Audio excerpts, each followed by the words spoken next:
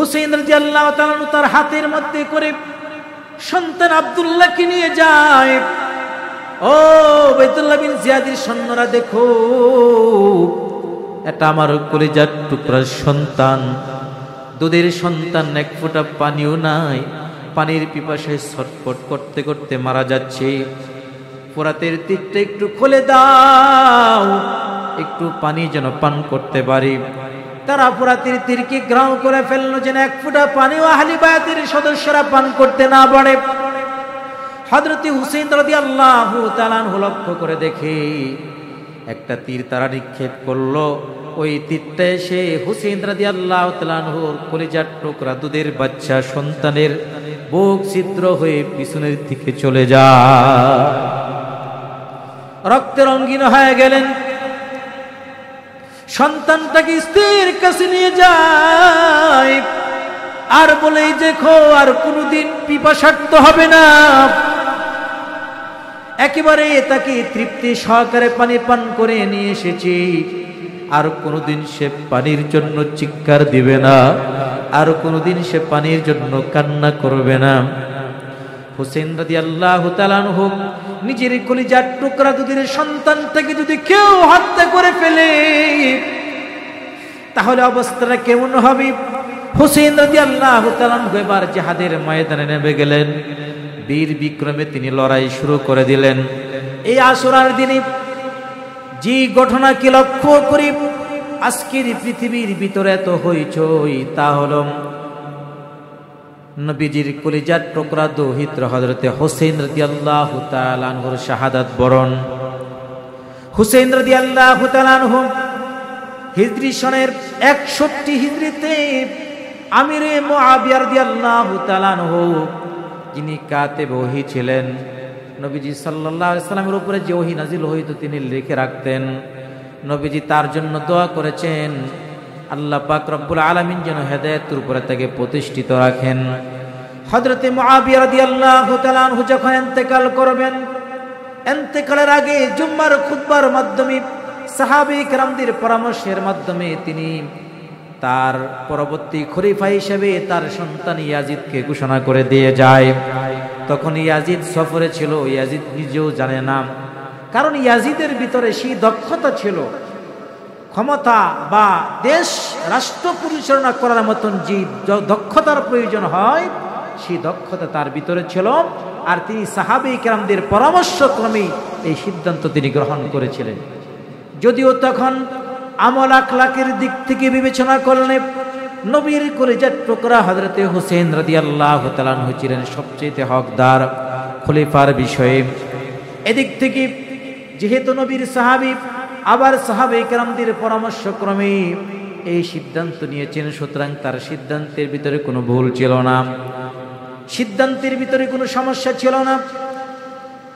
হযরতে আমির মুআবিয়া যখন ইন্তেকাল করলেন আর তার সন্তান ইয়াজিদ যখন খেলাফতের মসনদে বসে যায়, এদিক থেকে বিভিন্ন কুফার লোকেরা চিঠি প্রদান শুরু করে দিল যে আমরা ইয়াজিদের খেলাফত মানি না, আপনার খেলাফতকে আমরা মেনে নিব, আপনি আসুন, আপনার হাতে আমরা বায়াত গ্রহণ করব। আর হুসাইন রাদিয়াল্লাহু তাআলা আনহু মনে করেছিলেন খেলাফতের দিক থেকে তো ইয়াজিদের চাইতে আমি বেশি হকদার, আমি বেশি অগ্রাধিকার, কারণ বিভিন্ন দিক রয়েছে যেই দিকগুলো ইয়াজিদের ভালো ছিল না, এই জন্য তিনি তাকে সাপোর্ট করে নাই। আর এদিক থেকে যখন কুফার লোকেরা বারবার চিঠি লিখতেছে, হাজার হাজার লোকেরা তাকে সমর্থন করার জন্য বারবার চিঠি লিখতেছে, এজন্য তিনি প্রায় 72 জন আহলে বাইতের সদস্য নিয়ে তিনি কুফার উদ্দেশ্যে রওনা হয়ে গেলেন। মদিনার সাহাবীরা তখনও পর্যন্ত বড় বড় সাহাবীরা জীবিত ছিলেন, তারা বাধা প্রদান করলেন, আপনি সেদিকে যায়েন না, কারণ আমাদের অভিজ্ঞতা রয়েছে কুফার লোকেরা ভালো না, তারা নবীর সাথেও গাদ্দারি করেছে, তারা আপনার বাবার সাথেও গাদ্দারি করেছে, সুতরাং আপনি ওই দিকে যায়েন না। কোনো বাধা তারা হযরতে হুসাইন রাদিয়াল্লাহু তাআলা আনহুকে গতিরোধ করতে পারে নাই, কারণ তিনি তো ইসলামের জন্য গিয়েছিলেন, খেলাফতকে প্রতিষ্ঠা করার জন্য তিনি গিয়েছিলেন, তিনি রাজতন্ত্রকে ধ্বংস করার জন্য গিয়েছিলেন। ইসলামী খেলাফতকে প্রতিষ্ঠিত রাখার জন্য তিনি গেলেন। অন্তরের ভিতরে দুনিয়ার কোনো লোভ তার ভিতরে ছিল না। রওনা হয়ে গেলেন, কারো কথা তিনি মানলেন না। তিনি মক্কায় পৌঁছে গেলেন। মক্কায় যাওয়ার পরে মক্কার ভিতরেও তদানীন্তন তো নাম বলে অনেক বড় বড় সাহাবী কেরাম মক্কাতে জীবিত ছিল। তারা বাধা প্রদান করলেন। হযরত আব্দুল্লাহ ইবনে ওমর, হযরত আব্দুল্লাহ ইবনে আব্বাস রাদিয়াল্লাহু তাআলা আনহু, হযরত আব্দুল্লাহ ইবনে জুবাইর রাদিয়াল্লাহু তাআলা আনহু প্রমুখ সাহাবী কেরাম তাকে বাধা প্রদান করলেন যে হুজুর যায়েন না, কুফার লোকেরা ভালো না, কুফার লোকেরা আপনাকে কৌশলে আপনাকে নিচ্ছে, আপনাকে তারা হত্যা করে ফেলবে। কিন্তু হুসাইন রাদিয়াল্লাহু তাআলা কোনো ক্রমে তার গতিরোধ করলেন না। এরপরও যেহেতু বিভিন্ন লোকের একই কথা সবাই বলতেছে, এই জন্য তিনি পরিস্থিতি পর্যবেক্ষণ করার জন্য তার চাচাতো ভাই মুসলিম ইবনে আকিলকে প্রেরণ করলেন। মুসলিম ইবনে আকিলকে প্রেরণ করলেন, তুমি গিয়া দেখো কুফার লোকেরা আসলেই কি আমাকে চায় কিনা। কুফায় তিনি পৌঁছে গেলেন। তখন গিয়া দেখেন অনেক লোকেরাই হযরত হুসাইন রাদিয়াল্লাহু তাআলা আনহুর খেলাফত তারা মানতে রাজি আছে। এই জন্য তিনি চিঠি পাঠিয়ে দিলেন। চিঠির মাধ্যমে তাদের সন্তুষ্টির কথা তিনি পেশ করলেন এবং আসার জন্য আহ্বান করলেন। এই চিঠি পাওয়ার পরে হযরত হুসাইন রাদিয়াল্লাহু তাআলা আনহু তার সেই আহলে বায়াতের সদস্যগুলোকে নিয়ে তিনি কুফার উদ্দেশ্যে রওনা হয়ে গেলেন। অনেক লম্বা ঘটনা, সংক্ষেপে আমি আপনাদেরকে বলছি। হঠাৎ করে যখন শুনতে পারল উবাইদুল্লাহ বিন জিয়াদ যেখানে মুসলিম ইবনে আকিল এসেছে, হুসাইন রাদিয়াল্লাহু তাআলার পক্ষ থেকে দূত মুসলিম ইবনে আকিল এসেছে।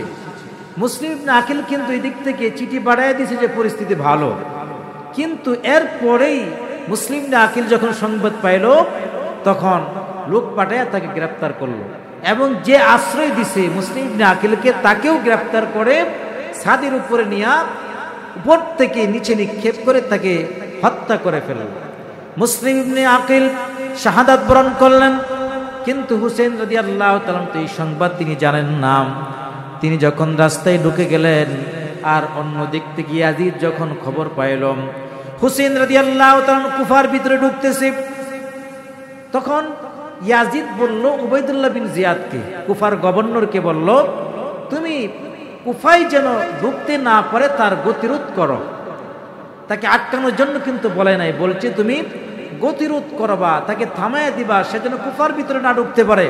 কারণ কুফার ভিতরে যদি ঢুকে তাহলে একটা বিশৃঙ্খলা সৃষ্টি হইতে পারে, কারণ তার পক্ষের লোকেরাও আছে, আমার পক্ষের লোকেরাও আছে, বিশৃঙ্খলা সৃষ্টি হইতে পারে। কিন্তু উবাইদুল্লাহ বিন জিয়াদ লোকটা ছিল মুনাফিক। এই হারামি হযরতে হুসাইন রাদিয়াল্লাহু তাআলা আনহুর যে বাহিনী ছিল তার বাহিনীকে বিভিন্ন দিক থেকে, চতুর্দিক থেকে তার বাহিনীর মাধ্যমে এমনভাবে বেষ্টন করে ফেলল আহলে বায়াতের সদস্যরা তারা কোথাও যেতে পারবে না, আটকায় ফেললো তাদেরকে। হযরত হুসাইন রাদিয়াল্লাহু তাআলা বুঝতে পারলেন যে আসলে কুফার লোকেরা আমাকে চায় না, কুফার লোকেরা আমাকে আমার সাথে বেঈমানি করেছে, আমার সাথে গাদ্দারি করেছে। হুসাইন রাদিয়াল্লাহু তাআলা আনহু তখন তাদের উদ্দেশ্যে একটা ভাষণ দিলেন, ও কুফার লোকেরা, তোমরা কি আমাকে চিনো না? আমি কে? আমি তো তোমাদের নবী রাসূল করিম সাল্লাল্লাহু আলাইহি সাল্লামের কলিজার টুকরা নাতি হুসাইন। আমি তো নবীর কলিজার টুকরা ফাতেমাতুজ জোহরার সন্তান হুসাইন। তোমরা কি জানো না আমার নানা আমাকে কত ভালোবাসতেন? তোমরা আমার সাথে এমন আচরণ কেন করো? তোমরা কি বারবার কুফায় আসতে আমাকে চিঠি লেখো নাই? সবাই এক বাক্যে অস্বীকার করে, না, আমরা কোনো চিঠি লিখি নাই। চিঠিগুলো, পত্রগুলো এক এক করে হুসাইন রাদিয়াল্লাহু তাআলা তাদের সামনে পেশ করলেন। এই যে দেখো তোমাদের চিঠি, তোমরা আমার খেলাফত মেনে নেবে, এই জন্যই তো বারবার তোমরা চিঠি দিয়েছ। তারা অস্বীকার বলে, এই চিঠির বিষয়ে আমরা কিছুই জানি না। এবার হুসাইন রাদিয়াল্লাহু তাআলা বুঝতে পারলেন যে তারা গাদ্দারি করেছে। এবার তিনি 3টা শান্তি প্রস্তাব দিলেন। এই 3টা শান্তি প্রস্তাব যদি তারা মেনে নিত তাহলে এই রক্তকরণ হতো না, এই বিশৃঙ্খলা হতো না। 1 নাম্বার হলো আমি বুঝতে পেরেছি তোমরা আমার হাতে বায়াত গ্রহণ করবে না, আমার হাতে বায়াত গ্রহণ করতে তোমাদেরকে পীড়াপিড়ি করব না। আমি যেখান থেকে এসেছি অর্থাৎ আমাকে মক্কায় ফিরে যেতে দাও। যদি মক্কায় তোমরা ফিরে যেতে না দাও তাহলে কোনো মুসলিম দেশের সীমান্ত এলাকায় আমাদেরকে ছেড়ে দাও, অন্য কোনো মুসলিম দেশে আমি চলে যাব। তাও যদি না পারো সরাসরি ইয়াজিদের সাথে আমাকে সাক্ষাতের সুযোগ করে দাও। এই তিনটা প্রস্তাব তিনি দিলেন। কিন্তু উবাইদুল্লাহ বিন জিয়াদ এই তিন প্রস্তাবের কোনো একটা প্রস্তাবই মানল না। বলতেছে এই মুহূর্তে আপনি আমার হাতে ইয়াজিদের বিষয়ে বায়াত গ্রহণ করবেন, ইয়াজিদকে খলিফা হিসেবে মেনে নেবেন, তাহলে আপনাকে ছেড়ে দেওয়া হবে না, অথবা আপনাকে ছেড়ে দেওয়া হবে না। হুসেইন রাদিয়াল্লাহু তাআলা বললেন কখনো না, আমি তাকে আমার জীবন থাকতে আমি খলিফা হিসেবে তার হাতে আমি বায়াত গ্রহণ করব না। হুসেইন রাদিয়াল্লাহু তাআলা আনহু বাধ্য হইয়া একেবারে ফুরাতের তীরে কারবালার কাছাকাছি প্রান্তরে তিনি তাঁবু গাড়লেন, সেখানে অবস্থান করলেন। অনেক লম্বা ঘটনা। যেদিন হযরতে হুসেইন রাদিয়াল্লাহু তাআলা অর্থাৎ কারবালার ঘটনা ঘটবে, মুহররমের 9 তারিখের রজনীতে হযরতে হুসেইন রাদিয়াল্লাহু তাআলা আনহু দেখলেন যে কোনো ক্রমে তাদের হাত থেকে বাঁচা যাবে না, যুদ্ধ অনিবার্য, যুদ্ধ করতেই হবে। তিনি তো ইসলামের পক্ষে যুদ্ধ করবেন, ইসলামিক খেলাফতটাকে টিকিয়ে রাখার জন্য তিনি যুদ্ধ করবেন। রাতের বেলায় তিনি স্বপ্ন দেখলেন, আহলে বায়াতের সদস্যরা কিন্তু তার সাথে হঠাৎ করে ঘুম থেকে চমকে উঠলেন। চমকে ওঠার পরে তার বোন জিজ্ঞেস করলেন, ভাই কি হয়েছে তোমার? ওরা কিছুই না বলে, বলো কি হয়েছে? বলে আমি একটা স্বপ্ন দেখেছি। কি স্বপ্ন দেখেছো ভাই? বলে আমার মন সাক্ষী দে আমি মনে শাহাদাতের দিকে আগাচ্ছি, আমি মনে হয় শহীদ হয়ে যাব, এমন কিছু স্বপ্ন আমি দেখেছি। সকাল হয়ে গেল, যুদ্ধের ময়দানে অবতরণ করবেন। হযরতে হুসেইন রাদিয়াল্লাহু তাআলা আনহু জিহাদের ময়দানে যাবেন। তার স্ত্রী ডাক দিয়া বলে, আপনি জিহাদের ময়দানে যাবেন, আমি কোনো বাধা প্রদান করব না, তবে এই যে দেখেন আপনার সন্তানটা, দুধের বাচ্চাটা আজকে কয়েকদিন হয়ে গেছে, কোনো খাবার নাই, আমার স্তন পর্যন্ত শুকিয়ে গেছে, আমার জিহ্বাটা তার মুখের ভিতরে দিয়েছি, জিহ্বা পর্যন্ত আমার শুকিয়ে গেছে, এক ফোঁটা পানিও নাই। ওই যে ফুরাতের তীর, পানির কোনো অভাব নাই, আপনি তাকে একটু নিয়ে যান। উবাইদুল্লাহ বিন জিয়াদের বাহিনীদেরকে বলেন, একটু পানি যেন নিষ্পাপ সন্তানটাকে পান করাই। হুসেইন রাদিয়াল্লাহু তাআলা তার হাতের মধ্যে করে সন্তান আব্দুল্লাহকে নিয়ে যায়। ও উবাইদুল্লাহ বিন জিয়াদের সৈন্যরা, দেখো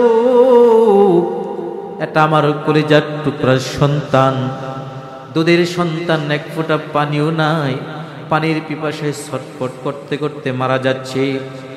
ফোরাতের তীরটা একটু খুলে দাও, একটু পানি যেন পান করতে পারি। তারা ফোরাতের তীরকে গ্রাউ করে ফেললো, যেন এক ফোঁটা পানিও আহলে বায়াতের সদস্যরা পান করতে না পারে। হযরতে হুসেইন রাদিয়াল্লাহু তাআলা আনহু লক্ষ্য করে দেখে একটা তীর তারা নিক্ষেপ করলো। ওই তীরটা এসে হুসেইন রাদিয়াল্লাহু তাআলা আনহুর কলিজার টুকরা দুধের বাচ্চা সন্তানের বুক ছিদ্র হয়ে পিছনের দিকে চলে যায়। রক্তে রঙিন হয়ে গেলেন। সন্তানটাকে স্ত্রীর কাছে নিয়ে যায় আর বলে, দেখো আর কোনোদিন পিপাসার্ত হবে না, একেবারে তাকে তৃপ্তি সহকারে পানি পান করে নিয়ে এসেছি, আর কোনোদিন সে পানির জন্য চিৎকার দিবে না, আর কোনোদিন সে পানির জন্য কান্না করবে না। হুসেইন রাদিয়াল্লাহু তাআলা আনহু নিজের কলিজার টুকরা দুধের সন্তানটাকে যদি কেউ হত্যা করে ফেলে তাহলে অবস্থাটা কেমন হবে? হুসেইন রাদিয়াল্লাহু তাআলা আনহু এবার জিহাদের ময়দানে নেমে গেলেন। বীর বিক্রমে তিনি লড়াই শুরু করে দিলেন। এক পর্যায়ে আহলে বায়াতের সমস্ত সদস্যগুলো তারা হত্যা করে ফেললো, তারা শাহাদাত বরণ করলেন। আহলে বায়াতের কোনো সদস্যই জীবিত নাই। হযরতে হুসেইন রাদিয়াল্লাহু তাআলা আনহু একমাত্র জীবিত আছেন, তিনি ছাড়া আর কেউ জীবিত নাই, সবাই মারা গেছে। হুসেইন রাদিয়াল্লাহু তাআলা আনহু একটা জায়গায় তিনি বসে গেলেন, নিচের দিকে মাথাটা নিয়ে তিনি চিন্তা করতেছেন পৃথিবীর অবস্থাটা জানি তখন কেমন ছিল। চতুর্দিকে নবীর সাহাবীদের, তখনও পর্যন্ত অনেক সাহাবীরা তো জীবিত ছিলেন। এই সাহাবীদের আমলে ওই মুনাফিকরা নবীর কলিজার টুকরা সন্তানের কলিজার টুকরা দৌহিত্র হযরতে হুসেন রাদিয়াল্লাহু তাআলা আনহুর সাথে কি আচরণ করলো।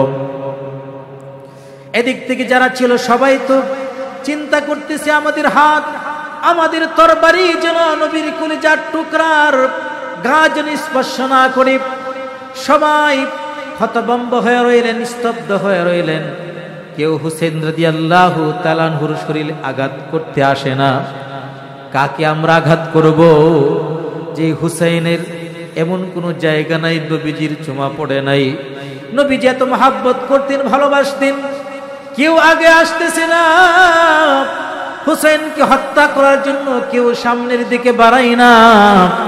হঠাৎ করে যুদ্ধের ময়দান থেকে সীমার নামে একজন ব্যক্তি ঘোষণা করে দিল, এত আবেগ চলবে না, এটা যুদ্ধের ময়দান, এখানে আবেগ দেখালে চলবে না। এবার সীমার এবং তার সাথে শিশার নাম ইবনে শিশার নামে একজন এবং জুরা নামে একজন, এই তিনজন ব্যক্তি আগে আসলো। একজনে বর্ষা, আরেকজনে তীর নিক্ষেপ করে নবীর কলিজার টুকরা নাতি হুসেন রাদিয়াল্লাহু তাআলা আনহুর দেহ থেকে কল্লাটাকে আলাদা করে ফেলে। নবীজি সাল্লাল্লাহু আলাইহি সাল্লামের দৌহিত্রী রঙিন হয়ে গেল কারবালার প্রান্তর। পরের দিন সকাল বেলায় আম্মাজান হযরত সালামা রাদিয়াল্লাহু তাআলা আনহা কান্না করতেছেন, চোখ থেকে পানি জড়াইতেছেন। আশপাশের লোকেরা বলে, কি ব্যাপার, কেন কান্না করো? বলে, আমি রাতের বেলায় স্বপ্ন দেখেছি রাহমাতুল লিল আলামিন বিশ্বনবী তার দাড়ির মধ্যে বালু পড়ে আছে, জীর্ণ শীর্ণ অবস্থায় তিনি দৌড়ে আসতেছেন। আমি বললাম, জিজ্ঞেস করলাম, নবী এত পেরেশান অবস্থায় আপনি কোত্থেকে আসলে? বলে, এই মুহূর্তে আমি কারবালা থেকে আসলাম। কারবালার প্রান্তরে আমার কলিজার টুকরা হুসেইন রাদিয়াল্লাহু তাআলা আনহুর শরীর থেকে ওই বেঈমানের দল তার দেহ থেকে কল্লাকে আলাদা করে দিছে। আমার ভাইরা, শুধু তাই নয়, উবাইদুল্লাহ বিন জিয়াদ নবীর সেই কলিজার টুকরা দৌহিত্রের লাশটাকে গুড়া দাঁড়াতে পিষ্ট করেছে। একটা চেয়ারের মধ্যে বসে তার পাও দাঁড়াতে মাথার মধ্যে, চোখের মধ্যে, মুখের মধ্যে, ঠোঁটের মধ্যে ভাবে পায়ের আঙ্গুল দাঁড়াতে গুথা দিতেছে। তখন একজন সাহাবী হযরতে যায়েদ রাদিয়াল্লাহু তাআলা আনহু, বয়স তখন তার 80 বছরের মতন হবে, ডাক দিয়ে বলতেছে, ও উবাইদুল্লাহ বিন জিয়াদ, এতক্ষণ পর্যন্ত ধৈর্য ধারণ করেছি, কিছুই বলি নাই, আর সহ্য হয় না এমন বেয়াদবি, আর নবীর কলিজার টুকরার সাথে এমন বেয়াদবি তুমি আর করবা না। তুমি কি জানো কোন ঠোঁটের মধ্যে আঙ্গুল দেয়া গুতাইতেছ? এই ঠোঁটের মধ্যে দেখেছি রাহমাতুল লিল আলামিন প্রতিনিয়ত তার ঠোঁট মুবারক লাগাইতেন, ঠোঁট মুবারক দিয়ে চুমো দিতেন। মাথা থেকে পাতা পর্যন্ত নবীজি হুসেইন রাদিয়াল্লাহু তাআলা আনহুর শরীরে চুমা দিয়েছেন। সুতরাং হুসেইন রাদিয়াল্লাহু তাআলা আনহু কারবালার প্রান্তরে শাহাদাত বরণ করেছেন। এটা আমাদের জন্য বড় সুখের বিষয়, এটা আমাদের জন্য আমাদের কলিজার ভিতরে আঘাত লাগে, কিন্তু ইসলামের বিধানের কোনো পরিবর্তন নাই। হুসেইন রাদিয়াল্লাহু তাআলা আনহু যে রাতে তিনি ইন্তেকাল করবেন, তার বোন যখন তার স্বপ্নের কথা শুনে কান্না করেছিলেন, তখন তিনি বলেছিলেন, সাবধান, আমি মারা যাওয়ার পরে তোমরা কান্না করবা না, হইচই করবা না, মাতম করবা না, এটা ইসলামে জায়েজ নাই। যেহেতু হুসেইন রাদিয়াল্লাহু তাআলা আনহু নিজে মাতম করতে নিষেধ করেছেন, সুতরাং আজকে কারবালার এই দিন অর্থাৎ মুহররমের 10 তারিখে আমরা কেউ এমন অপসংস্কৃতি কুসংস্কার আমরা কেউ করব না, মাতম করব না, মিছিল করব না, নিজের শরীরে নিজে ক্ষত বিক্ষত করব না। আমরা আল্লাহর কাছে দোয়া করব হযরত হুসেন রাদিয়াল্লাহু তাআলা জীবন ইসলামের জন্য তিনি জীবনটা পর্যন্ত দিয়ে গেছেন, কারো সামনে মাথা নত করে নাই। সুতরাং আমাদের নিঃশ্বাস থাকা পর্যন্ত ইসলামের উপরে অবিচল থাকব। কোনো বেঈমানের রক্ত চক্ষুকে আমরা উপেক্ষা করব না, কোনো বেঈমানের রক্ত চক্ষুকে আমরা ভয় করব না। কোনো বেঈমান যদি এখনো পর্যন্ত ইসলামের বিরুদ্ধে নবীর বিরুদ্ধে কথা বলে, আমরা মুসলমান জীবিত থাকতে নিঃশ্বাস থাকতে আমরা যদি এর প্রতিবাদ না করি, তাহলে কিয়ামতের ময়দানে নবীর উম্মত হিসাবে আমরা নবীর সামনে দাঁড়াতে পারবো না। এজন্য নবীর মহব্বত আর ভালোবাসা যদি আমাদের থাকে, নবীজি যেভাবে বলেছেন সেভাবে আমরা চলবো। ইসলাম সাহাবায়ে কেরাম যেভাবে আমাদেরকে দেখিয়ে গেছেন, ইসলামকে সেইভাবে আমরা ফলো করব। আল্লাহ পাক আমাদের সবাইকে তৌফিক দান করুন।